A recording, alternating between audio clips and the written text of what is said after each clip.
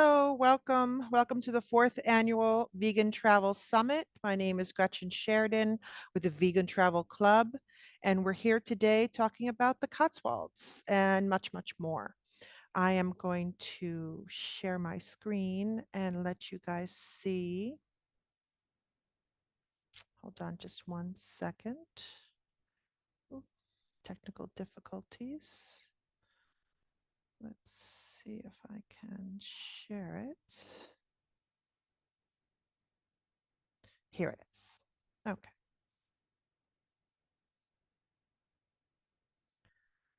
Okay. Just one moment. Let's get to the beginning. Okay. Here we go.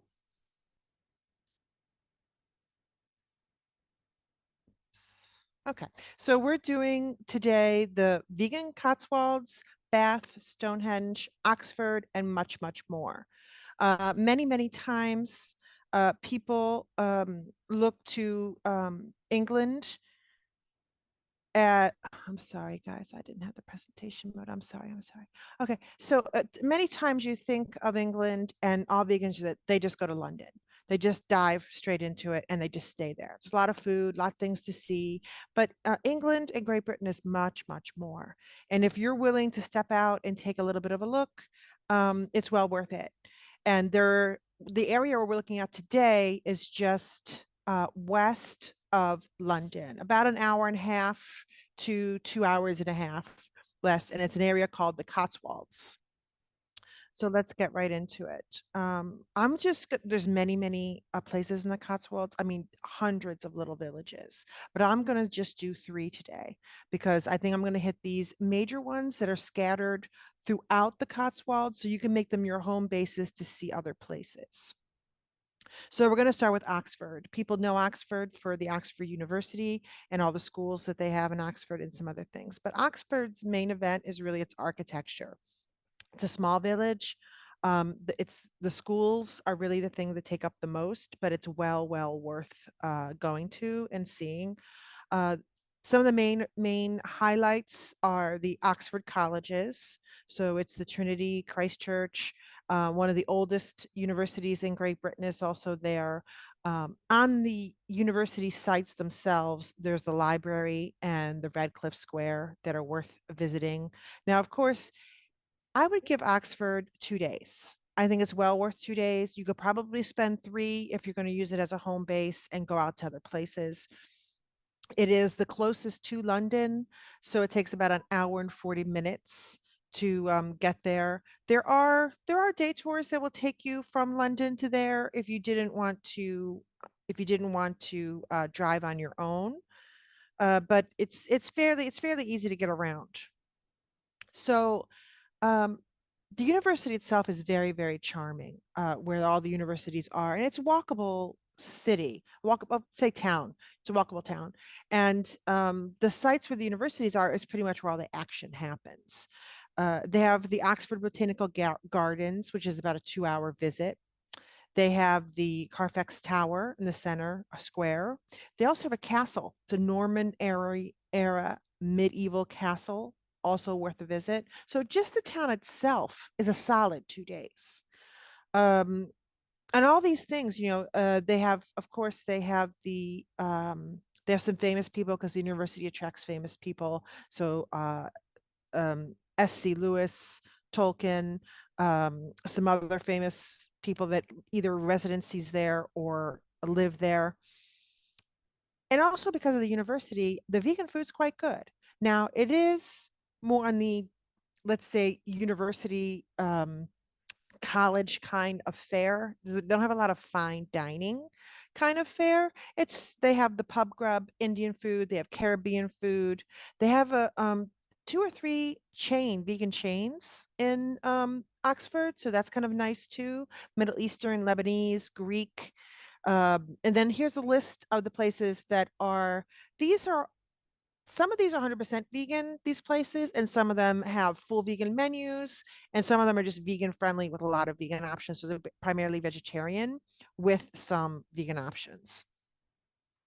And like I said, from Oxford, you can take a few day trips. And so Oxford looks like a real city, a real town.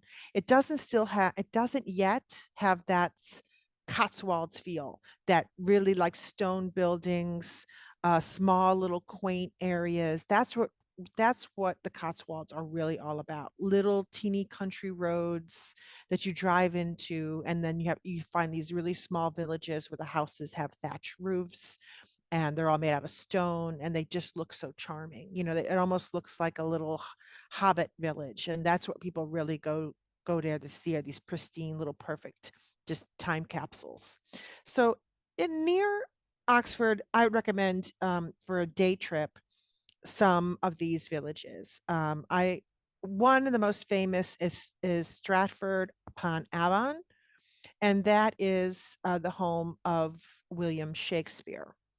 So William Shakespeare was born there and lived there, but he also had his relatives, his sister, and a few other important people in his life. He has his wife's house is there where he met his wife and whom he married. So it's a very interesting. If you're into William Shakespeare, it is one of the most touristy type of places in the Cotswolds, but it's definitely, if you're into literature and you're into those kind of things, it's definitely worth a trip, and it is very charming.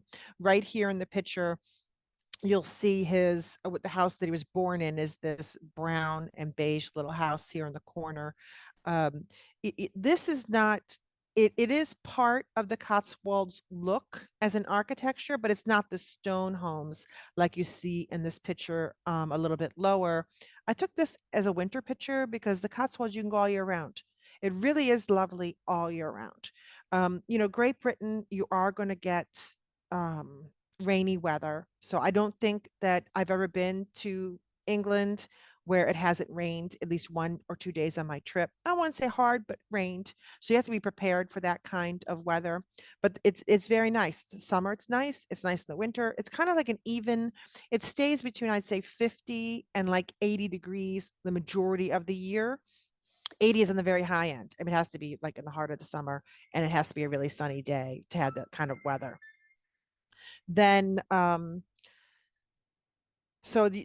you have there's a couple of towns in this area close to Oxford that are definitely worth stopping in.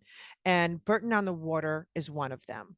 It's a small village, perfectly walkable, probably takes about a half an hour to walk from one side to the other.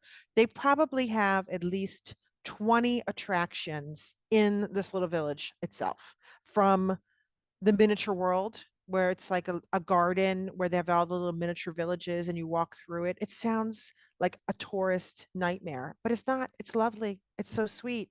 There's a little tea room next to it, and it's just a wonderful little 45 minutes to an hour. They have a dragonfly garden. I mean, it's just, you get there and you're just like, this is just too cute. You die of cuteness when you visit the Cotswolds. And so it has these little series of canals that runs through Burton, and most of the hotels and things are very small. This is great to go either with a small group or with family and friends or just solo travelers, couples. This is all very, very nice places to go with couples. Uh, and because there's a lot of bed and breakfasts, there aren't any large hotels. So Oxford has large hotels, and what we're going to talk about next in Bath also has nice, beautiful hotels. But for the most part, these are small little villages, and they just have maybe 3, 4 room bed and breakfasts, which are very nice. They do excellent breakfasts and things like that. Traditional English breakfast, which is usually you can get them vegan, but I'm going to tell you what they are. Just typically, they're your eggs, beans, a couple kinds of meats, and some kind of hash browns or potatoes. And usually it's served with toast, juices, and coffee. Now, almost every single bed and breakfast does a vegan bed and breakfast, almost every single one. And it's usually you get sausages that are based on corn, and you get some kind of like a tofu scramble, or now they're even using these other eggs that are coming up all over the place. Great Britain is very on those kind of things. So they're very state of the art when it comes to that kind of stuff. And then next to Burton on the Water, it's not on my list right here because you can't stay there, and it's just a short little village. It's just a short little stop. I know it has a really horrible name, but it's called Slaughter. So there's Lower Slaughter and Upper Slaughter. And these two villages, I want to say they're maybe 10 houses each, but they're connected to these water canals that are on Burton. And they're just lovely, lovely, lovely. I went there, it rained the whole time and it was still gorgeous. It's just beautiful. You walk down these, there's no cars. You have to park outside and you have to walk about 15 minutes to get into both of them. And then from one village to the next is another 15-20 minute walk in between them. So you park your car on the outside and then you walk through this. And I would say you take 20-30 minutes in each one. And then they have a small little art gallery when it's open. They have a tea room and they have a couple of little things in there. Most of this is all outdoor activity and things like that. Um, so when you're in the Cotswolds, this is like a true British style environment. So the food is also classic British food. Uh, I picked these three areas is because they have a lot of vegan options. But when you go out of these three areas, it is quite limited. So I think that making one of these three places your home base is the best way to go about it.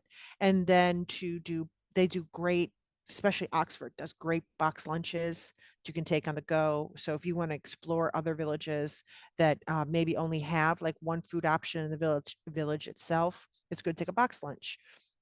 And they have great, you can do so many things, just packing up your lunch for the day and then eating dinner when you come back at night.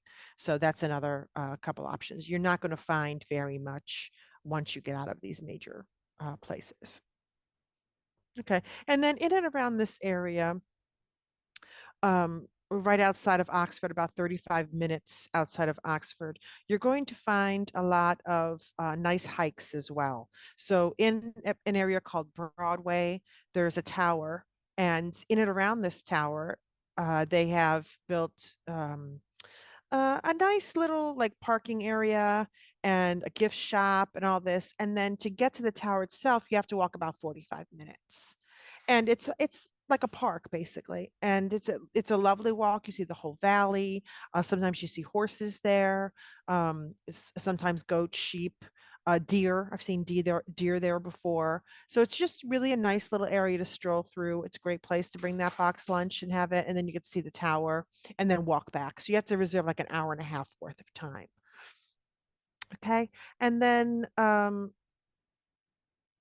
let me just switch here. Okay, and then we're gonna head over.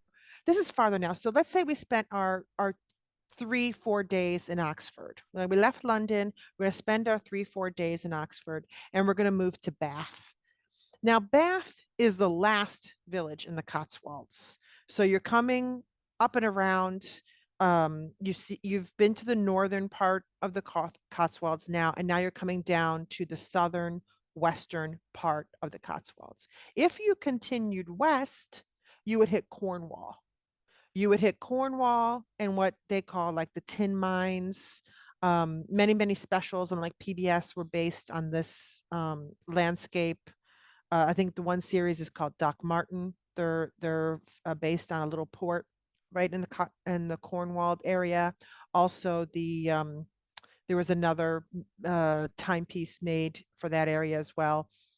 And it's very, very charming and very, very beautiful. So if you do have an extra few days, it's very rural though. So if you have an extra few days, you can spend some time out there.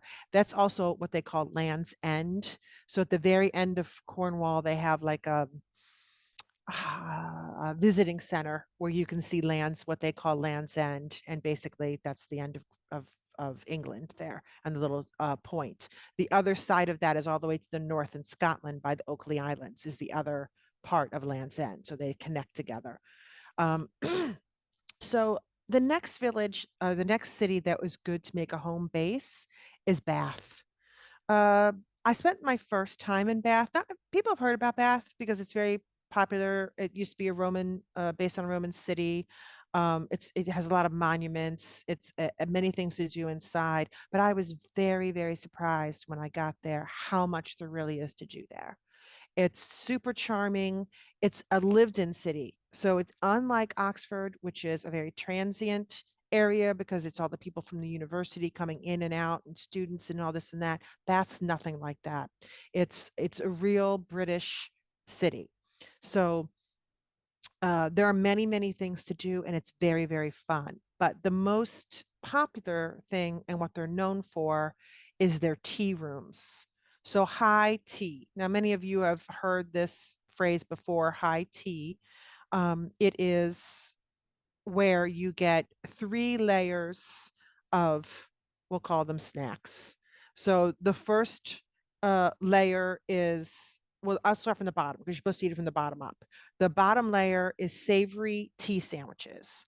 So it's a soft bread. They're usually filled with like cucumber, watercress, things like that, and some other, usually some kind of creamy texture on the inside. And they cut the crusts off and they cut the sandwiches in a dainty kind of way. Excuse me. And then you go to the second layer, which is usually the sweets. So these are all your like what we would call pedophores, eclairs, um, little cream puffs, some other little things like that. So, but usually they're very dainty and small. You can kind of see from this picture, this is the Mad Hatter tea party room. Sorry. And then on the very, very top are the scones. So the scones are the heaviest part. They're like a heavy biscuit, and they're usually served with some kind of what the Brits eat, which I've never had. It's called like clotted cream or something like that. I think it's a similar to like our like a cream cheese, but a little more savory than cream cheese. That's what they use, and jam and butter, and that's usually what they put on those. So when they do the vegan, so all these tea rooms have one vegan option. They have some very famous tea rooms in Bath, and then they have some quirky ones, like the one I put here is the Mad Hatter tea room, which is fun. Um, they have the pump room. It's a tea room and a restaurant. I want to say there's probably 50 tea rooms, maybe more in Bath. So there's many to choose from. They almost all have a vegan option, almost all of them. But the pump room is one of the most famous ones because it's right next to the Roman baths. You can see the Roman baths here on my left-hand side, which you can actually visit as well. Um, and then the Regency tea room is connected to the famous Jane Austen, who came from Bath and lived in Bath. So you can also go to her museum and things like that. So all of these, one thing I do want to warn you about the tea rooms is that if you're traveling with non-vegans, first of all the tea rooms you have to make a reservation for. There is no tea room that you can kind of just walk in and get lucky. They're always packed. High tea is not very cheap. It's kind of like I think like the most economical ones are like 55 pounds a person. It's kind of it's like $75 a person. And those are like the medium ones, the lower end of it. They go as high as 110 pounds, 150 pounds a person. So depending on how fancy they get, whether you're eating with silver or you're eating kind of in a bistro style, they determine some of the prices. So but these are all packs. This is like the number one thing to do in Bath is this high tea. So you really do need to make a reservation. Even if it's only a day before, you really, really need to make it. Otherwise, you're going to be disappointed. And all the best places are full in advance. I would even make a reservation. Like if you want to go to the pump room, I would even make the reservation 2, 3 weeks in advance before you go. And also the Jane Austen is very, very popular. And I would even say maybe that I'd make 2 months in advance because it's just because of her and her whole story and the museum next door. Some of those places are hard to get into. So they almost all have a vegan version. I do have to warn you that if you are 2 people, a lot of times they will not give, because the high tea is normally one platter for 2 people, and they won't give you a high tea for one person or a half and half high tea. So if you're vegan and your significant other isn't, he's got to be vegan for that day because you won't they won't split that high tea up like half non and half thing. So that's one thing I have to warn you about. And you definitely have to order the vegan high teas in advance. And I would say probably a week. I would say a week. The ones I listed here, I listed one, two, three, four, five, six. I listed six of them. These are, I listed the two most popular, which are the Regency and the Pump Room. I added the Mad Hatter because it's very cute. This Ivy Bath Bursary is high tea plus it's a restaurant. Some of these are just high teas and some of them are high teas and restaurants. Cafe Rouge is fun. It's more of a modern high tea. Um, the the Ivy Bathhouse is a classic romantic kind of tea room. So that's also fun in a different way. Also in Bath, it's a fun place. Like if you look at the website of the town website when they give you the activities, they have so many things going on. So as far as culturally, they're right on it up with any other city. They you can compare them to London, Paris, Rome, Milan, all the major cities. They got everything going on just in a smaller place. Their music scene is excellent. You can go there and get tickets for anything from a harp player to rock and roll. They have all kinds of events, they have all kinds of theaters, and it's really interesting, and they have a lot of really nice things. Also the bars. So, Great Britain, they're known for their bars, having good pubs, but the bars in Bath, not only are there lots of them, but they have a lot of gin bars. And the gin bars are like specialty bars made from, of course, gin, which is made from a juniper berry. I'm sorry.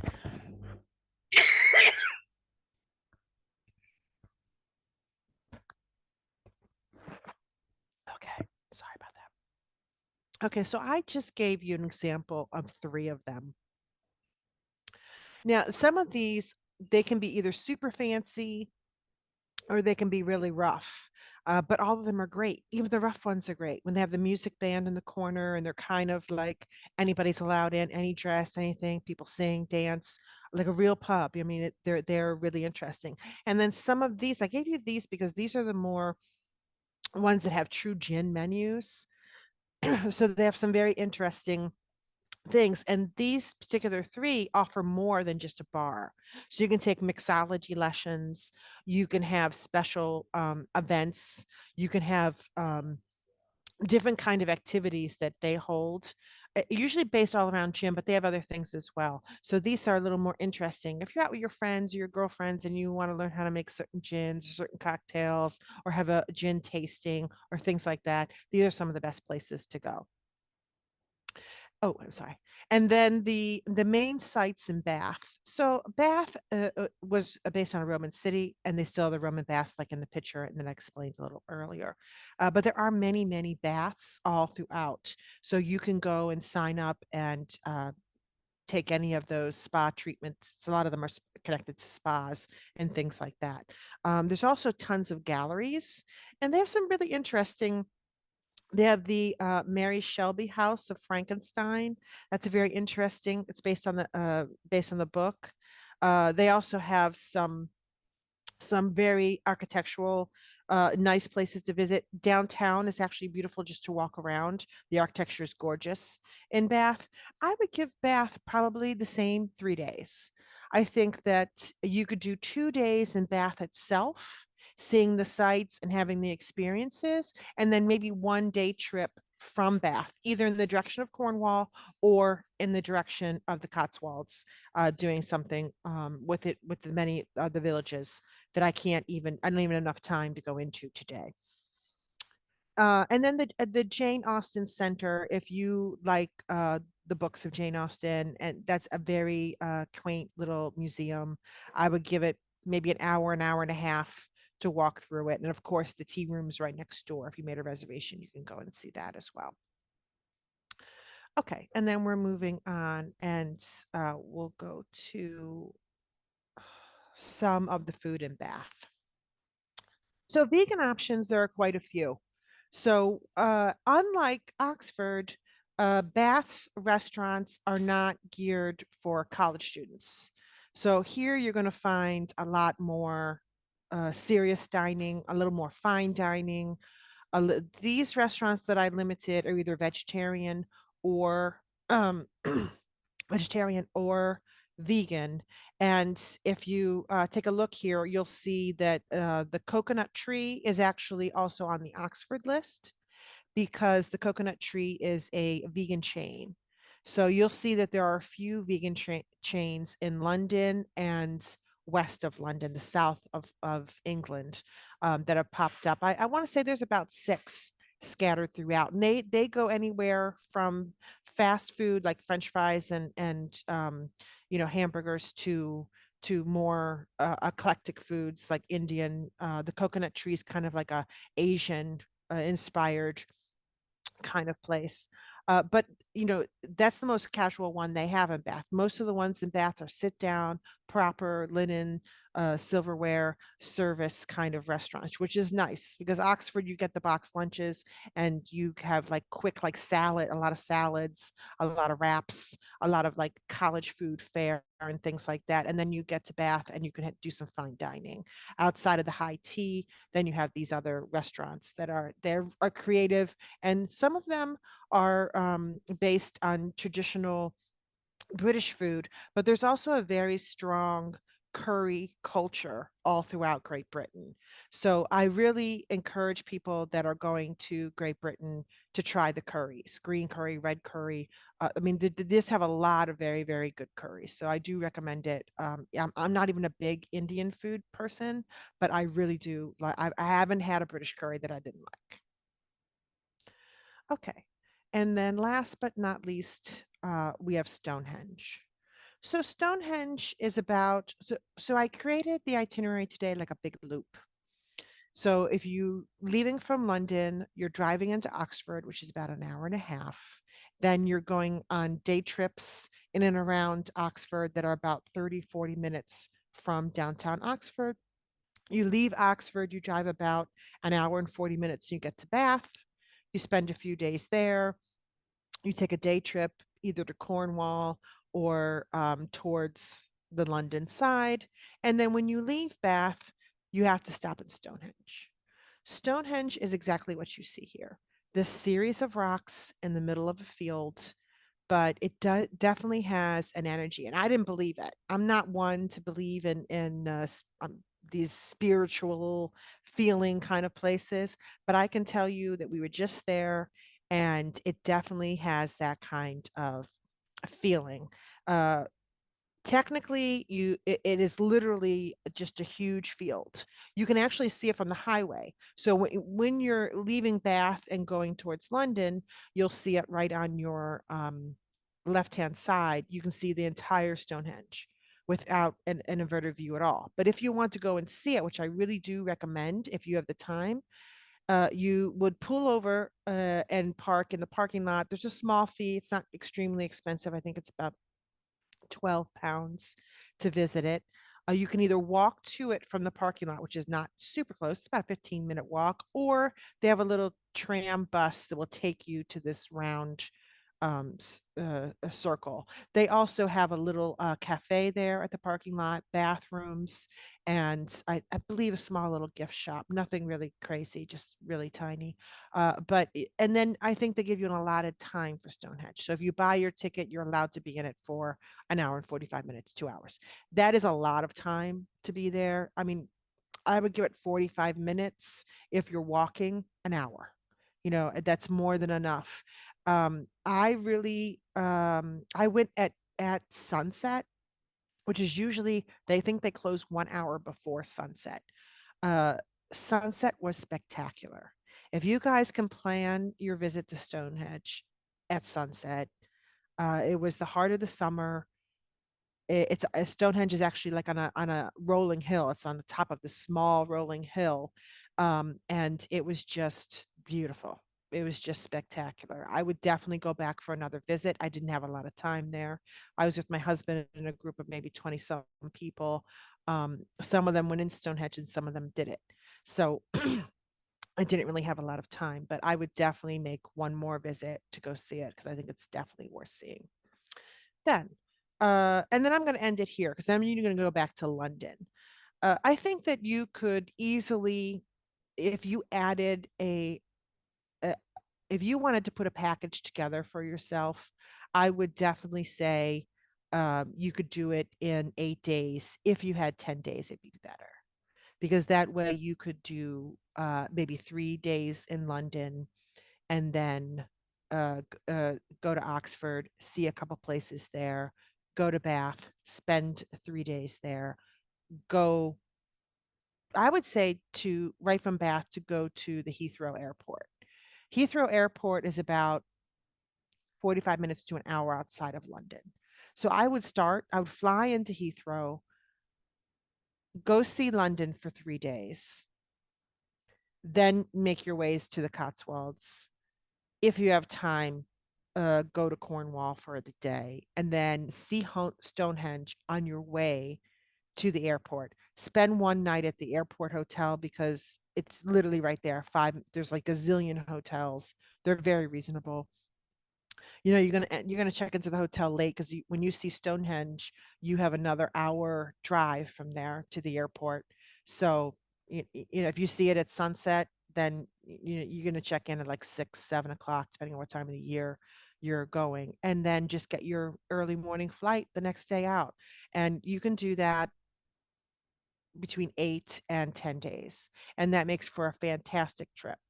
I think that that gives you all in the past years, I've done a couple other talks on London and York going to the Highlands, to the Scotland. This is the other way. So it's London going west because England is shaped like a big backwards L. So we kind of covered all the territories in this. Now, the Vegan Travel Club is going to do a tour in 2025, a vegan tour in 2025. We do not have anything for 2024, but of course, you can contact me if you want me to put something together for you. If you're traveling with your friends or family, or even traveling by yourself, I have no problems. If you guys want to call me or email me, and I can give you a list of suggestions, just like I did in this uh, in this interview, in this summit, and send you on your way. But if you want to go with a group, 2025, it will be in the summer of 2025, uh, most likely July. We'll be having a grand tour, and it will be 8 days in the Cotswolds and 3 days in London, with an extension to go up to York if you really want to do all of England and get that all knocked out. So this is the end of my talk. I want to thank you all for joining me. I hope that this was informative and that you now have a lust to go to this part of England. You definitely will not be disappointed. It's super, super charming. I did not even cover uh, 20% of it. So if you're excited now with just what I've shown you, I encourage you to check out some stuff, look into it yourself, and you will not be disappointed if you decide to go to the Cotswolds in the future. Thank you very much for joining us, and I hope to see you again soon.